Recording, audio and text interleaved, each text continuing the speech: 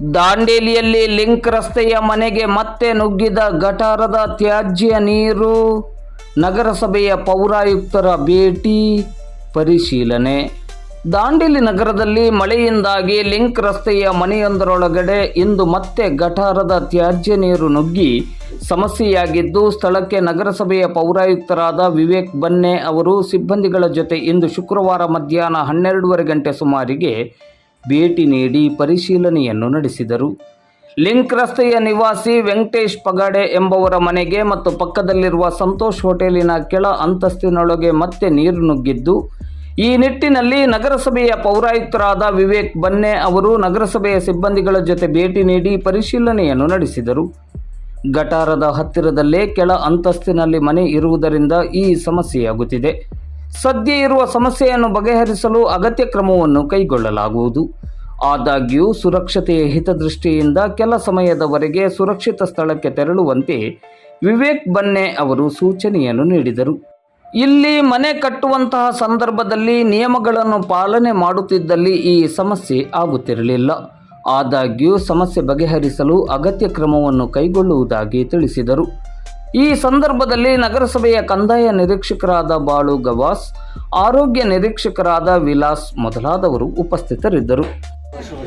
ಮೊನ್ನೆ ಅಲ್ಲೇ ಕೆಲಸ ಮಾಡಿದ್ದಾರೆ ಅವರು, ಗಟರದ ಅಲ್ಲಿ ಮಣ್ಣು ತಂದು ಹಾಕಿದ್ದಾರೆ, ಅದು ಜಾಮ್ ಆಗಿದೆ.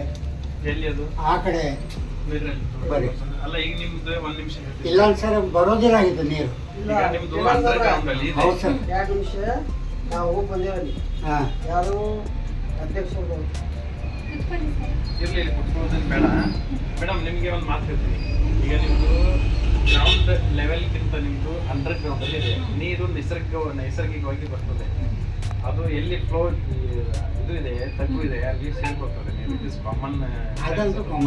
ನೀವು ಮನೆ ಕಟ್ಟಿರೋದು ತಪ್ಪು. ಫಸ್ಟ್ ಬೇಸಿಕಲಿ ನೀವು ಮಾತ್ರ ಬೇಸ್ಮೆಂಟಲ್ಲಿ ಮನೆ ಕಟ್ಟಿದ್ದೀರಾ.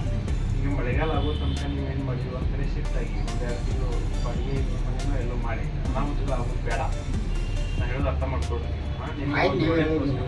ಯಾಕಂತಂದ್ರೆ ಇನ್ ಕೇಸ್ ಏನಾದ್ರು ಸಿಕ್ಕಾಪಟ್ಟೆ ಮಳೆ ಬಂತು, ಚರಂಡಿ ತುಂಬ್ಕೊಂತು ಅಂತ ಹೇಳ್ಬಿಟ್ಟು ಒಂದೇ ಸಲ ನೀವು ಮನೆಗೆ ಬಂದ್ಬಿಟ್ರೆ ನೀವು ಎಲ್ಲ ಶಿಫ್ಟ್ ಆಗ್ತೀರಿ. ಮಕ್ಕಳೆಲ್ಲ ಇದ್ದಾರಾ? 2 ತಿಂಗಳು ಮಳೆಗಾಲ ವಯಸ್ಸಾದವರು ಇದ್ದಾರೆ. ಅದಕ್ಕೆ ಹೇಳ್ತಿರೋದು ನಾನು, ಸ್ವಲ್ಪ ಹೈಟ್ ಅಲ್ಲಿರೋ ಪ್ರದೇಶದಲ್ಲಿ ನೀವು ಹೋಗ್ಬೇಡಿ ಅಂತ ನಾನು ಹೇಳ್ತಾ ಇರೋದು.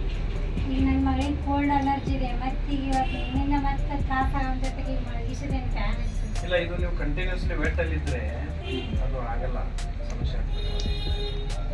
ಅದಕ್ಕೆ ನಾವೇನ್ ಮಾಡ್ಬೋದು, ನಗರಸಭೆಯಿಂದ ಏನ್ ಮಾಡ್ಬೋದು ಹೇಳಿ?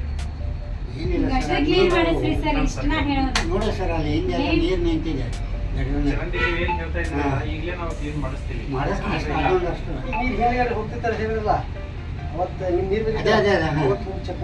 ಇದೇನಾಗಿದೆ, ಇದು ಗಟರ್ ಸಣ್ಣದಿದೆ.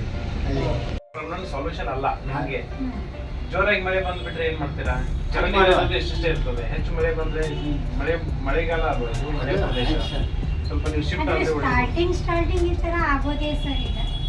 ಈಗ 2 ವರ್ಷ ಈಗ ಏನಾಗಿದ್ದಿಲ್ಲ, ಅದಕ್ಕಿಂತ ಮುಂಚಿನ ವರ್ಷ ಹಂಗ ಆಗಿತ್ತು. ನಾವು ವಾಲ್ ಕುಂದ್ರಿಸಿದ್ವಿ ಅಲ್ಲ, 2 ವರ್ಷದಿಂದ ವಾಲ್ ನಾವು ಬಂದ್ ಮಾಡಿದ್ವಿ. ಮಳೆ ಬಂದ ತಕ್ಷಣ ಒಟ್ಟ ಒಂದು ಮನೆ ನೀರಿಲ್ಲ ನಮ್ಮ ಮನೆಯಲ್ಲಿ.